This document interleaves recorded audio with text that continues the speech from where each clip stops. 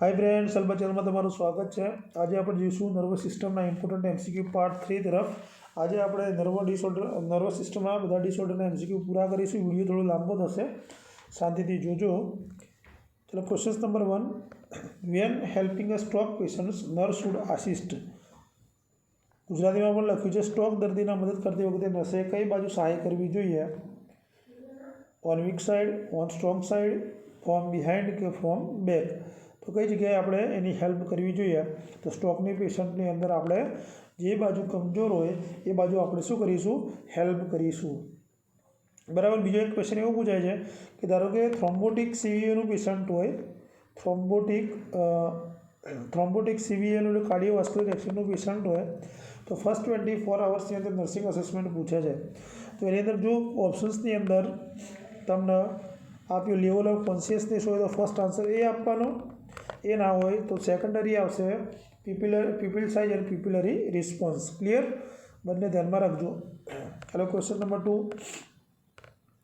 Multiple sclerosis is characterized by multiple sclerosis તમે કોને કહેશો? Progressive demyelinations in the CNS, impaired cerebral circulations, deficiency of neurotransmitter dopamine, distortions of the spinal cord, બરાબર। તો multiple સ્ક્લેરોસિસનો મતલબ શું થશે? તો આની અંદર આપણો જવાબ શું રહેશે? Progressive demyelinations in the CNS, બરાબર। અને આમાં શું જોવા મળશે કે જે ન્યુરોન હોય, ન્યુરોનનું ડીમાયલિટેશન્સ જોવા મળશે, અને ખાસ કરીને 25 થી 35 વર્ષની ઉંમરની અંદર આ જોવા મળે છે, બરાબર। ચલો આગળ, ગુજરાતી લખી દીધું છે અમે, બરાબર। PDF લેવા માટે હેલ્પ બસ ચેનલમાં જોડાઈ જજો ટેલિગ્રામમાં। which of these assessment findings should the nurse expect to identify as an early clinical feature of multiple sclerosis? Multiple સ્ક્લેરોસિસની અંદર જ્યારે આપણે અસેસમેન્ટ કરતા હોય તો પહેલું ક્લિનિકલ ફીચર વહેલામાં વહેલા તકે કઈ જોવા મળશે? Dementia, muscles atrophy, vision loss કે પછી ક્લોનસ, બરાબર। થોડી તબિયત હેલ્થ સારી નથી તો અવાજ થોડો એવો આવશે, તો આની અંદર આપણો જવાબ શું મળશે? તો જોવા મળશે વિઝન લોસ આની અંદર જોવા મળશે। કે પેશન્ટ કે જ્યારે માયસ્થેનિયા ગ્રીવિસનું હોય તો શરૂઆતમાં શું થાય? વિઝ્યુઅલ ડિસ્ટર્બન્સ જોવા મળે અથવા બ્લાઇન્ડનેસ જોવા મળે, બરાબર।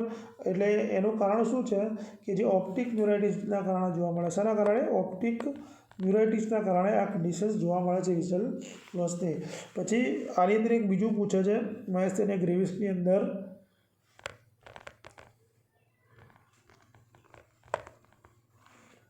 લેહેરમિટીસ સાઇન, બરાબર। તમને એમ પૂછે કે લેહેરમિટીસ સાઇન શામાં જોવા મળે છે? તો યાદ રાખજો એની અંદર જોવા મળશે મલ્ટિપલ સ્ક્લેરોસિસની અંદર જોવા મળશે। શામાં જોવા મળશે? Multiple sclerosis. સો હું માયસ્થેનિયા ગ્રીવિસ બોલી ગયો, સોરી, ત્યાં મલ્ટિપલ સ્ક્લેરોસિસ આવશે, બરાબર, વિઝન લોસની અંદર તો મલ્ટિપલ સ્ક્લેરોસિસ। લેહેરમિટીસ સાઇનની અંદર શું જોવા મળે? તમે આને બાર્બર ચેર સાઇન તરીકે પણ આપણે ઓળખીએ છીએ। આની અંદર શું જોવા મળે કે જે આપણી નેક હોય, બરાબર, અને એક્સ્ટ્રીમિટીઝનું નેકની જે એક્સ્ટ્રીમિટીઝ હોય, બરાબર, એમાં શું જોવા મળે કે જ્યારે આપણે સ્પાઇન અને એક્સ્ટ્રીમિટીઝને ડાઉન કરીએ, એક્સટેન્ડિંગ ડાઉન કરીએ તો ઇલેક્ટ્રિક શોક જેવું તમને લાગશે, અને સાથે સાથે ડાઉન કરીને પછી ફ્લેક્સ નેકનું કરીએ ત્યારે આ કન્ડિશન્સ જોવા મળે, એટલે આપણે શું હોય છે? લેહેરમિટીસ સાઇન તરીકે ઓળખીએ છીએ। ક્લિયર? મલ્ટિપલ સ્ક્લેરોસિસની અંદર શું આવશે? એક તો આ કેવો છે? ઇમ્યુનો મીડિયેટેડ પ્રોગ્રેસિવ ડિજનરેટિવ ડિઝીઝ છે CNSનો, બરાબર। Which of the following condition is an early symptom in myasthenia gravis? જો માયસ્થેનિયા ગ્રીવિસમાંથી પણ ક્વેશ્ચન્સ નીકળે છે, એટલે માયસ્થેનિયા ગ્રીવિસ કેવો છે? એક્વાયર્ડ ઓટોઇમ્યુન ડિઝીઝ છે। એમાં ખાસ કરીને જે ન્યુરોમસ્ક્યુલર જંક્શન્સ હોય ત્યાંથી આ જોવા મળે છે। અને આની અંદર બીજું પૂછે છે ભાઈ શું ડિક્રીઝ થાય છે? તો એસિટાઇલ કોલાઇનનું જે લેવલ હોય એ ડિક્રીઝ જોવા મળે છે, પરિણામે વીકનેસ અને એબનોર્મલ ફટીગ જોવા મળતું હોય છે। અને માયસ્થેનિયા ગ્રીવિસ જનરલી બંને મેલ અને ફિમેલ બંનેમાં જોવા મળે છે, અને 20 થી 40ની ઉંમરમાં આ જોવા મળતું હોય છે। અને માયસ્થેનિયા ગ્રીવિસની અંદર શું જોવા મળશે? Early સિમ્ટમ્સમાં respiratory distress, tosses, પેરેસ્થેસિયા, lower extremities કે પછી ડિસ્પેઝિયા। તો આની અંદર આપણો જવાબ શું રહેશે? તો ઇનિશિયલ સિમ્ટમ્સની અંદર આપણને જોવા મળશે ટોસિસ, બરાબર। ટોસિસનો મતલબ શું થઈ જાય? કે જે આઈલિડ હોય ડ્રૂપિંગ થઈ જાય, આઈલિડ શું થઈ જાય, ડ્રૂપિંગ થઈ જાય આઈલિડ. અને એની સાથે સાથે બીજું શું જોવા મળે આપણને, ડિપ્લોપિયા પણ જોવા મળે, એટલે કે ડબલ વિઝન્સ. ડિપ્લોપિયાનો મતલબ શું થશે, ડબલ વિઝન્સ પણ આની અંદર જોવા મળે છે. આની સાથે સાથે જો માયસ્થેનિયા ગ્રેવિસના સિમ્ટમ્સ આપણે વિચારીએ તો વીકનેસ અને ફટીગ જોવા મળે આખા સ્કેલેટલ મસલ્સની અંદર, બરાબર. અને ખાસ કરીને એમાં સ્પેશિયલી મસલ્સ કયા હોય, આય, જેના કારણે આપણે ટોસિસ અને ડિપ્લોપિયાની કન્ડિશન જોવા મળે. આપણે ચાવવાની ક્રિયામાં, ગળવાની સ્વેલોઇંગમાં, સ્પીકિંગમાં, બરાબર, એના કારણે તકલીફ જોવા મળે છે. અમુક રેસ્પિરેટરી ડીપ પેરાલિસિસ પણ જોવા મળતું હોય છે. અને આવા પેશન્ટને આપણે શું આપવું જોઈએ, તો સ્પીચ થેરાપી ઇમ્પોર્ટન્ટ હોય છે. Clear. Drug of choice of myasthenia gravis. Myasthenia ગ્રેવિસનો ડ્રગ ઓફ ચોઇસ કઈ રહેશે, એડ્રીનાલિન, એટ્રોપિન, નિયોસ્ટિગ્માઇન કે પછી ટ્યુબરક્યુલોસિસ. તો આની અંદર આપણો જવાબ શું રહેશે, ડ્રગ ઓફ ચોઇસ કઈ આપશું, તો માયસ્થેનિયા, તો એન્ટીકોલિનર્જિક ડ્રગ આપણે આપીએ. કઈ આપીએ, એન્ટીકોલિનર્જિક, બરાબર. તો એમાં આવશે નિયોસ્ટિગ્માઇન. શું આપશું આપણે, નિયોસ્ટિગ્માઇન. આ ડ્રગ શું કરશે કે જે મસ્ક્યુલર સ્ટ્રેન્થ હોય એને ઇન્ક્રીઝ કરવાનું કામ કરશે, જેના પરિણામે એસિટાઇલ કોલાઇન, જે ન્યુરોમસ્ક્યુલર જંક્શન્સની અંદર એસિટાઇલ કોલાઇન હોય એ શું થઈ જશે, એની અંદર લેવલમાં ઇમ્પ્રુવમેન્ટ આવશે, બરાબર. હવે એક નિયોસ્ટિગ્માઇન આવે, પછી એન્ડ્રોફોનિયમ આવે અને પાયરિડોસ્ટિગ્મેન આવે, બરાબર. અને ધારો કે તમને પૂછે ભાઈ એન્ટીકોલિનર્જિક ડ્રગ્સનો ઓવરડોઝ થઈ જાય તો એની એન્ટીડોટ શું આવશે, તો એની એન્ટીડોટ આવશે એટ્રોપિન સલ્ફેટ. યાદ રાખજો આ બી, બરાબર. ચલો આગળ. જુલિયન બારી syndromes is disease of which of the following. Julienne બારી સિન્ડ્રોમ્સ છે એ સારો રોગ છે, brain, spinal code, peripheral nerve, all of the above, બરાબર. હવે જુલિયન બારી સિન્ડ્રોમ્સ છે ને એ શું છે, ઓટો ઇમ્યુનો અને પ્રોગ્રેસિવ અને પોલિન્યુરાઇટિસ ડિસઓર્ડર છે, જે આપણી પેરિફેરલ નર્વ સિસ્ટમ્સ હોય એને એક્ઝોન અને માઇલિનને શું કરે છે, અફેક્ટ કરે છે. એ આપણો જવાબ રહેશે પેરિફેરલ નર્વ, બરાબર. અને આની અંદર ખાસ કરીને સિમ્ટમ્સની આપણે વાત કરીએ તો એસેન્ડિંગ વીકનેસ જોવા મળે. આમાં કેવી જોવા મળે, એસેન્ડિંગ વીકનેસ આની અંદર જોવા મળે છે, જેની અંદર એસેન્ડિંગ વીકનેસની અંદર મોટર ફંક્શન્સ લોસ જોવા મળે, બરાબર. હાઇપોટોનિયા જોવા મળે, પેરેસ્થેસિયા જોવા મળતું હોય છે. અને આમાં બીજું જુલિયન બારીમાં તમને પૂછે તો આપણું રેસ્પિરેટરી ફેલર વધારે જોવા મળે, એટલે આની અંદર આપણે impaired gas exchange main priority આપણે રાખવાની છે. ક્લિયર. મેં ગુજરાતીમાં લખેલું જ છે. Parkinson's disease is cause by, Parkinson disease કોના કારણે જોવા મળે છે, relative factor, death of brain cell due to old age, impairment of dopamine producing cell in the brain, demyelination of the nervous cells. તો પાર્કિન્સન ડિઝીઝ શું છે, chronic, progressive અને neuro degenerative disease છે કે જેની અંદર ડોપામાઇન જે producing cells હોય એનું ડિજનરેશન જોવા મળે. એ ક્યાંથી થાય કે જે સબસ્ટેનિયા આપણે નાઇગ્રા હોય એ બેઝલ ગેંગ્લિયાની અંદર આવેલા હોય છે, એમાંથી આ પ્રોબ્લેમ્સ જોવા મળે છે બ્રેનની અંદર, બરાબર. ધારો કે આનો કોઈ બી ફર્સ્ટ સાઇન પૂછે પાર્કિન્સન ડિઝીઝમાં, ફર્સ્ટ સાઇનમાં તમારે લખવાનું ટ્રેમર. શું લખશો, ટ્રેમર. તો આપણો જવાબ શું રહેશે, ઇમ્પેરમેન્ટ of dopamine producing cell in the brain, બરાબર. ટ્રેમર હંમેશા ફર્સ્ટ સાઇન હોય છે, પછી મસલ્સ રિજિડિટી હોય છે, બ્રેડિકાઇનેસિયા હોય છે અને એકિનેસિયા હોય છે, બરાબર. અને પોસ્ચરલ ઇન્સ્ટેબિલિટી જોવા મળે છે. એટલે હવે તમને પૂછે કે પાર્કિન્સન ડિઝીઝમાં શાની ડેફિશિયન્સી જોવા મળે, કયા ન્યુરો ટ્રાન્સમીટરની, તો ડોપામાઇનની. કોની, ડોપામાઇનની. યાદ રાખજો. એમાં ખાસ કરીને 4 કાર્ડિનલ સાઇન જોવા મળતા હોય છે, બરાબર. ફર્સ્ટ મેં તમને કીધું પિલ રોલિંગ ટ્રેમર. ટ્રેમર કેવા જોવા મળશે, પિલ રોલિંગ ટ્રેમર જોવા મળશે, સાથે સાથે રિજિડિટી જોવા મળશે, બરાબર. અને પછી બ્રેડિકાઇનેસિયા અને પોસ્ચરલ ઇન્સ્ટેબિલિટી એમાં જોવા મળે. પછી એમાં ખાસ કરીને સ્ટુપડ પોસ્ચર અથવા સફલિંગ ગેટ તમે યાદ રાખી શકો. નંબર 3માં માઇક્રોગ્રેવિયા, એટલે જે લખતો એકદમ સ્મોલ અક્ષરમાં લખે અને માસ્ક લાઇક ફેશિયલ એક્સપ્રેશન જોવા મળતું હોય છે. ક્લિયર. આ ખાસ યાદ રાખજો. એટલે તમને એક્ઝામમાં ધારો કે પાર્કિન્સન ડિઝીઝના મેનિફેસ્ટેશન, ક્લાસિકલ મેનિફેસ્ટેશન પૂછે, 3 યાદ રાખવાના, ટ્રેમર, રિજિડિટી અને બ્રેડિકાઇનેસિયા. ક્લિયર.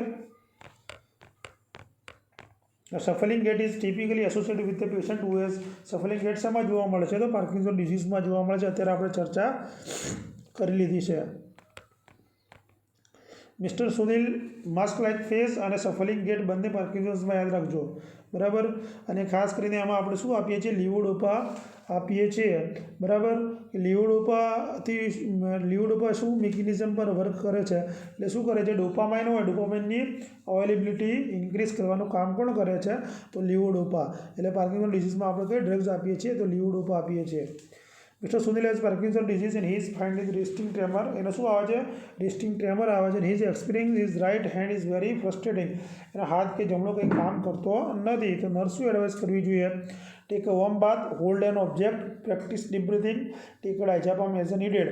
તો હવે ઓલરેડી એના ટ્રેમર છે, તો એ શું કરવાનું આપણે, તો આપણો જવાબ રહેશે બી, હોલ્ડ એન ઓબ્જેક્ટ, બરાબર. ગુજરાતીમાં પણ લખેલું છે.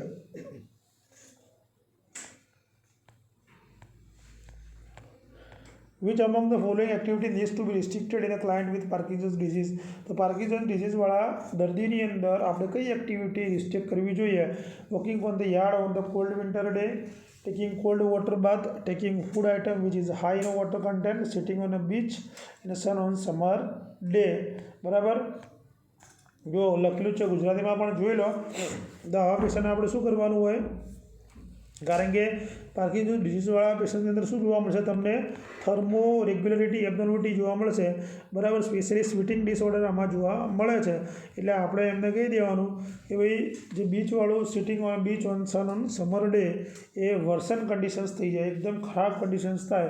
એટલે અને બીજું કે સોફા ડીપ ચેર ઉપર બેસવાનું ટાળવાનું કહેવાનું છે. બે કન્ડિશન યાદ રાખવાની કે સમર ડેની અંદર બીચ ઉપર નહીં જવાનું અને ડીપ સોફા ચેર ઉપર બેસવાનું. ને આ બે વસ્તુ ખાસ આની અંદર યાદ રાખજો, બરાબર. The cranial nerve affected in the Bell's palsy. Bell's પાલ્સીવાળો ઘણીવાર એક્ઝામમાં પૂછાય છે. તો કઈ ક્રેનિયલ નર્વ બેલ્સ પાલ્સીને અફેક્ટ કરે છે? તો બેલ્સ પાલ્સીને આપણે બીજું શું કહીએ છીએ, ફેશિયલ પાલ્સી તરીકે ઓળખીએ છીએ. શું કહીએ છીએ? ફેશિયલ પાલ્સી અથવા ફેશિયલ પેરાલિસિસ. આ શું છે, ફેશિયલ નર્વનું યુનિલેટરલ ઇન્ફ્લામેશન છે. કઈ વન સાઇડનું છે, જેના પરિણામે જે ફેશિયલ મસલ્સ હોય અફેક્ટેડ સાઇડ ઉપર વીકનેસ જોવા મળે છે. ક્લિયર? તો આની અંદર આપણો જવાબ શું રહેશે, 7મી ફેશિયલ નર્વને અફેક્ટ કરે છે. Clear?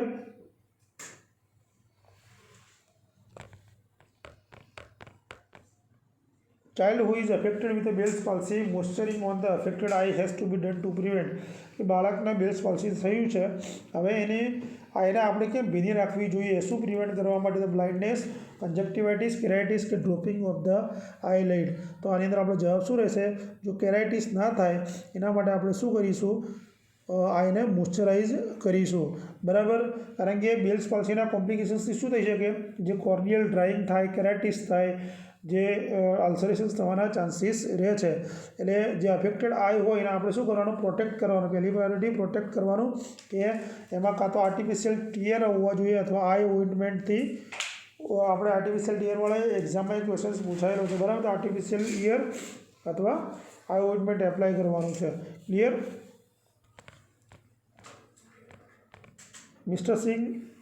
Mrs. Singh is a 58-year-old woman who is being admitted to the medical ward with trigeminal neuralgia.